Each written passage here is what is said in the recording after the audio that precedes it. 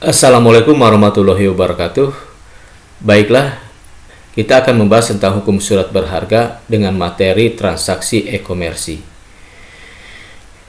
Perdagangan elektronik atau elektronik komersi adalah penyebaran, pembelian, penjualan, pemasaran barang dan jasa melalui sistem elektronik seperti internet, televisi, dan jaringan komputer lainnya.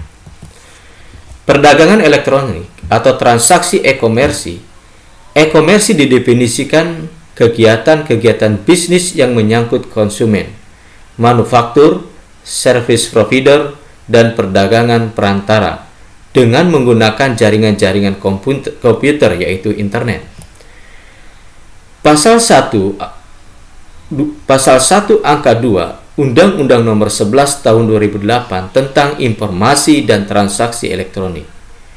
Transaksi elektronik adalah perbuatan hukum yang dilakukan dengan menggunakan komputer, jaringan komputer, dan atau media elektronik lainnya. Transaksi elektronik merupakan persetujuan jual beli antara pihak pembeli dan penjual secara elektronik yang biasanya menggunakan jaringan pribadi. Konsumen menggunakan browser web, melakukan pemesanannya, dan menyediakan informasi. Bentuk pembayarannya berupa kartu kredit, digital cash, cek elektronik. Jenis-jenis pembayaran e-komersi. Yang pertama adalah kartu magnetik. Kartu plastik kecil yang memiliki pita termagnetisasi di permukaannya. Kartu debit, kartu kredit, kartu telepon, kartu ATM. Yang kedua, kartu kredit. Yang ketiga, cek elektronik. Yang keempat, digital cash atau token. Yang kelima, kartu pintar. Dan yang keenam adalah ID elektronik data interchange. Perjanjian dasar hukum perdagangan e-komersi diatur dalam pasal 13 Kitab Undang-Undang Hukum Perdata yang terkait dengan pengertian perjanjian. Pasal 1320 KUH Perdata, syarat sah suatu perjanjian.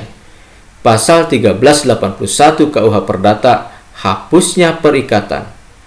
Menurut pendapat para ahli, Maryam Darus Badurujaman, perjanjian bisa dilakukan secara lisan maupun secara tertulis, sehingga bisa dijadikan sebuah pembuktian.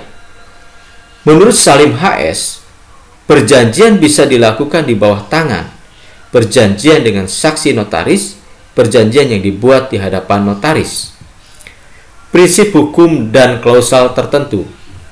Yang pertama adalah ajas kebebasan, ajas konsensualitas, ajas peralihan resiko, ajas ganti rugi, ajas kelayakan, ajas ketepatan waktu, ajas keadaan darurat, dan ajas pilihan hukum. Kontrak online dalam e-komersi. Pasal 1 angka 17 Undang-Undang Nomor 11 Tahun 2008 tentang Informasi dan Transaksi Elektronik. Kontrak elektronik adalah perjanjian para pihak yang dibuat melalui sistem elektronik. Kontrak online e-komersi yang pertama adalah melakukan kontrak melalui chatting dan video conference. Yang kedua, kontrak melalui email. Dan yang ketiga, kontrak melalui web atau situs. Perlindungan hukum terjadinya wan prestasi. Menurut Muhammad Jumhana, mendefinisikan perlindungan hukum adalah suatu cara, proses, perbuatan melindungi berdasarkan hukum, atau dapat pula suatu perlindungan yang diberikan melalui hukum tersebut. Menurut Philip M. Hazon, perlindungan hukum preventif, perlindungan hukum represif. Wan prestasi atau ingkar janji merupakan kesalahan tidak melaksanakan apa yang sudah diperjanjikan karena kelalaian atau kealpaan.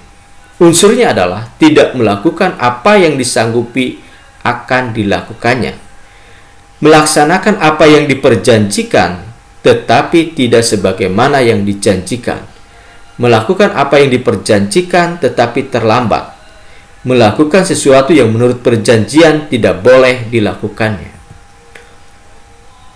Ganti rugi, menanggung sesuatu yang dianggap mendatangkan kerugian, diatur di dalam buku 3 KUH Perdata pasal 1244 Kitab Undang-Undang Hukum Perdata sampai dengan pasal 1252 KUH Perdata terkait dengan ganti rugi. Karena perbuatan melawan hukum adalah suatu bentuk ganti rugi yang dibebankan kepada orang yang telah menimbulkan kesalahannya kepada pihak yang dirugikan. Ganti rugi karena wan prestasi adalah suatu bentuk ganti rugi yang dibebankan kepada debitur yang tidak memenuhi isi perjanjian yang telah dibuat antara kreditur dan debitur. Bentuk ganti rugi pasal 1236 KUH Perdata memberikan ganti rugi biaya, rugi, dan bunga. Pasal 1243 KUH Perdata tenggang waktu yang telah diampuninya. Unsur-unsur ganti rugi prestasi pokok didahului protes atau disertai ganti rugi atas dasar cacat tersembunyi sebagai pengganti atas kerugian yang diderita oleh kreditur bisa dituntut. Dituntut baik penggantian kewajiban prestasi pokok atau ganti rugi keterlambatan. Terima kasih. Mudah-mudahan materi ini bermanfaat.